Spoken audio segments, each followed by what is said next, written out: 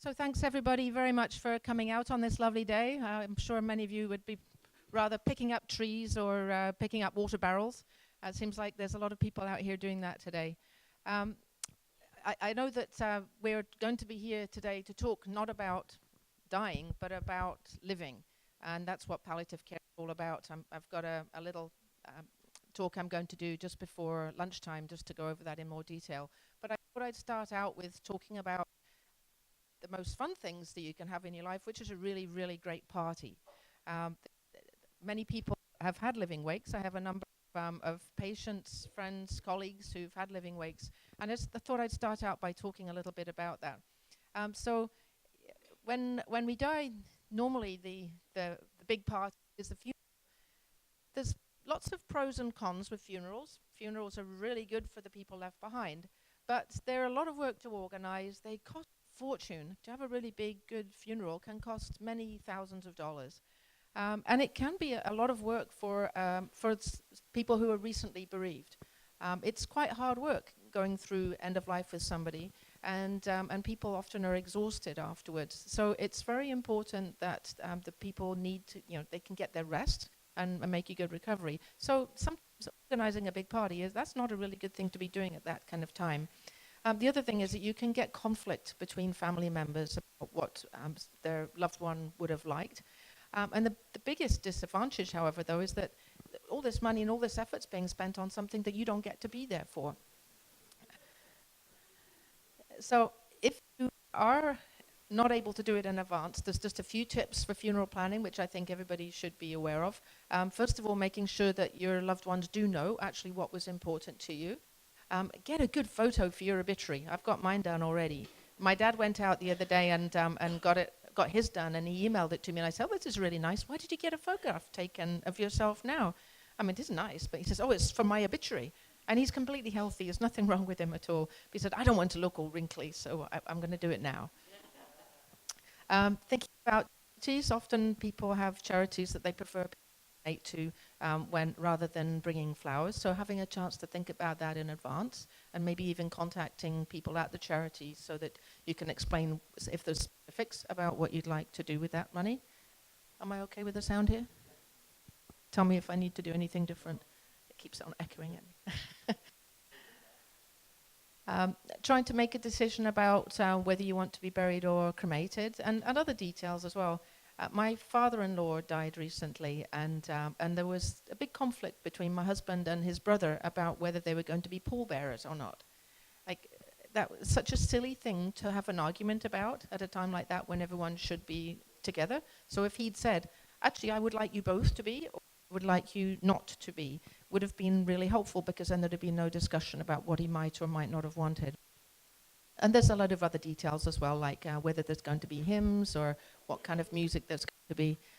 My father-in-law had Bring Me Sunshine.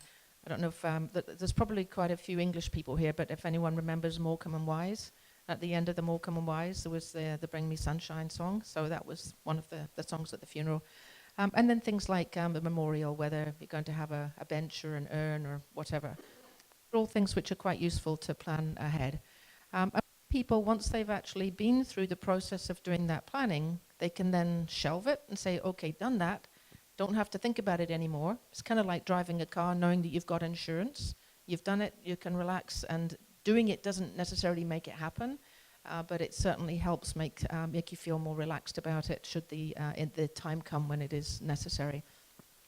And knowing that your survivors will feel comfortable that they actually honored your wishes, and did what you wanted, that's something that's really important. So, looking at all sorts of different funerals that you can have these days, the variety is endless. There's a huge movement towards having home funerals. There's all sorts of ways of doing it. Some people can be put in an urn under a tree. Other people can build their own coffins. You can see a variety of different ones there, and you can kind of guess how people think they might die. You're not allowed to be put into the Viking longship and set fire to and floated out into the sea, unfortunately. That's actually against the law, but you can at least have the spirit of. So moving on from funerals, I wanted to spend most of the rest of this little section of the day talking about living wakes, which is the bit that you actually get to enjoy. So this is a goodbye party. It's your opportunity to say the things that you maybe would like to think that people really appreciated, like saying thank you. I love you. I remember. You remember when we did that camping trip, and remember when you got drunk and fell out of that tree, and all these stories that really made an impact on your life and are very memorable. Being able to remind people about the fun you've had and the things that you appreciate about them. These are things which are really important to people, and having an opportunity to do them in person is really quite a gift. And remember, you don't have to just have one. I have an expert who... So? First annual, exactly, yeah. John said he was going to call it the first annual because he had no idea when he was going to die. But he thought that there was a possibility at some point in the next 2 to 3 years. So he thought, why don't you just get in ahead and have the first one, and then if he has to have another one, that's great. Opportunities for another one. And I thought that was a really lovely idea. He actually didn't quite make the second annual. He died just a few weeks before. He would have had another one. But it was he really felt that it was of huge importance to him, and his wife particularly enjoyed having had the opportunity for him to do it. Another one I'd like to be about is, sorry, this keeps cutting in and out. I don't know if I'm doing something wrong. Yeah. Derek Miller, who's another of my ex-patients, he has a blog, and this is all stuff taken from his blog, which is available on the internet. And if any of you want to look at more of Derek's work, it's under the name Pen Machine. So if you Google Derek Miller Pen Machine, you can read his blog. And it went on for quite a number of years as he was living with his illness and his young family. And it included his living wake that I can shout if you want and just nix the mic. That's okay. So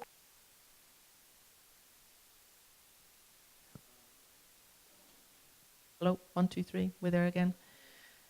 You can read it here. I'm not going to go through the details, but Derek described his living wake together.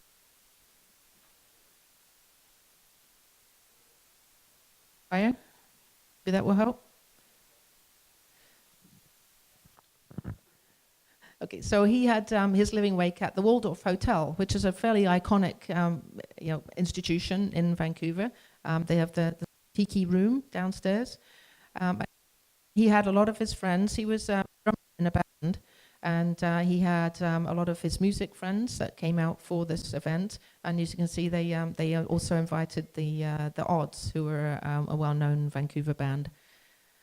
And they really picked a perfect venue because they got the size right. They wanted to make sure that everybody that they wanted to come could be there, so it wouldn't be too crowded. But they also didn't want something sort of to be cavernous and so many people that he wouldn't get a chance to meet and talk with them all. So remember, it was a week awake, not just a party. This was a special occasion. It wasn't just like a sort of an anniversary thing. And one of the issues with I've found certainly in Vancouver is trying to get commitment from people to show up for things is a huge challenge. And so he had to be ready to be flexible with the numbers.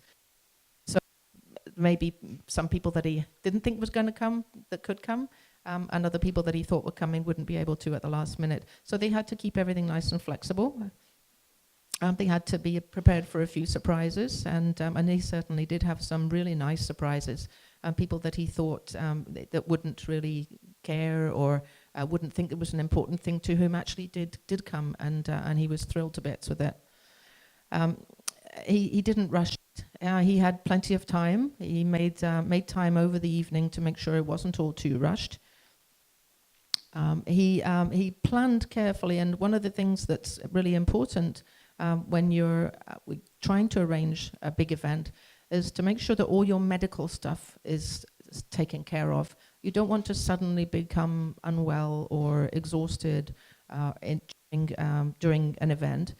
So we had a practice run, and I gave him some prescriptions. I gave him some medications which would enable him to get more energy. It was a little bit of a stimulant just so he didn't run out of steam halfway through.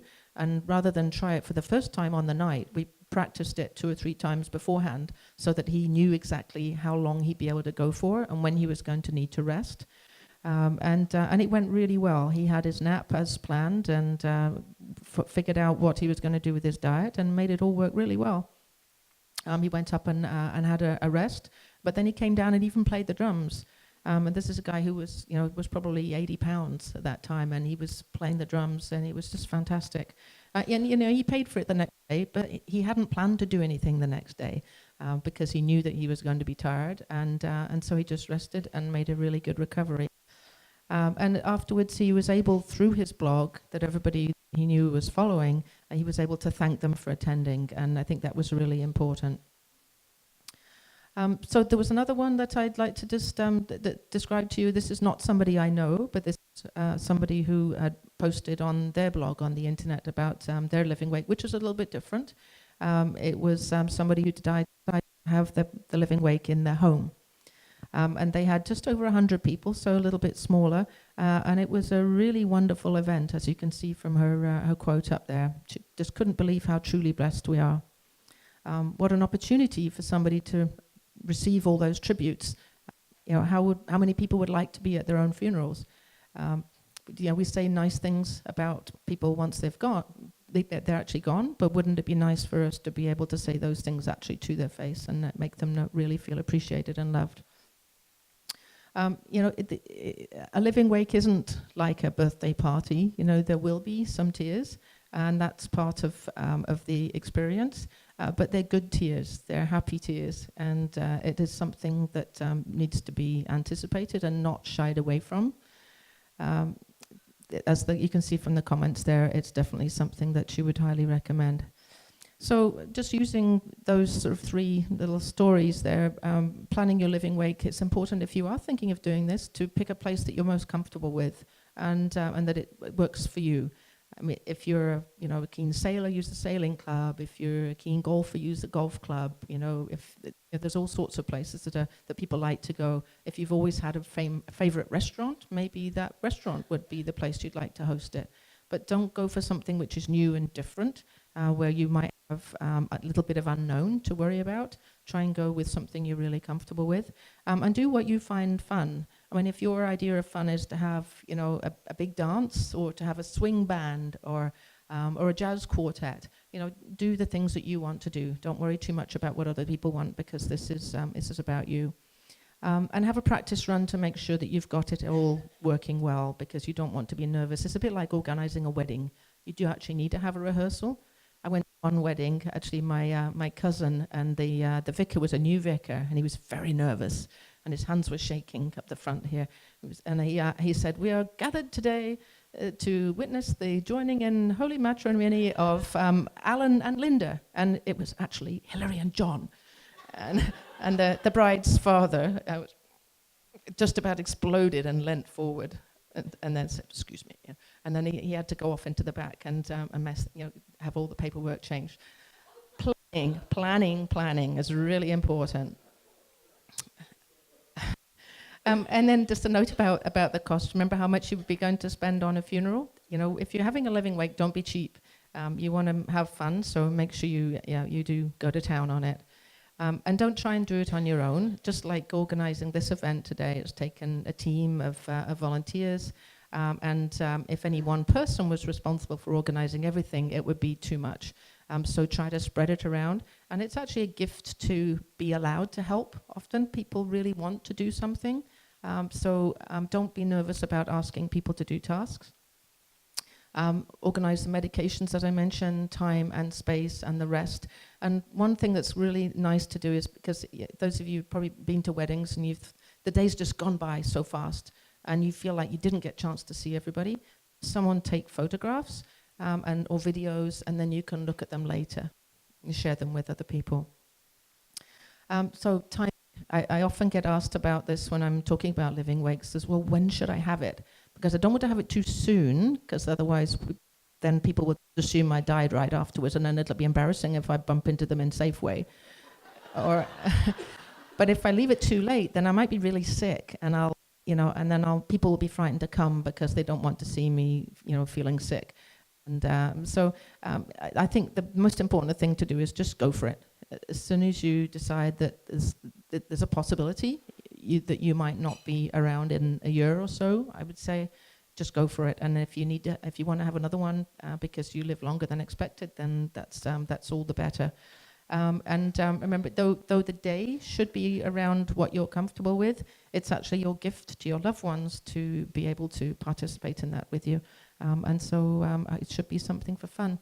And then just the last thing, for a bit of homework, if anybody's interested in listening to some really great music, there's a song called The Last Will and Testament of Jake Thackeray, which you can go to on YouTube.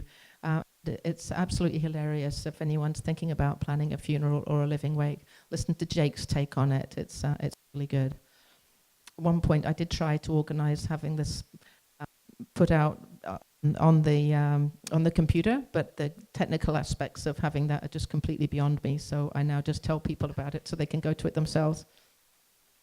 I've got a little bit of time to answer any questions if anyone has any. Has anyone here had a living wake or been to a living wake?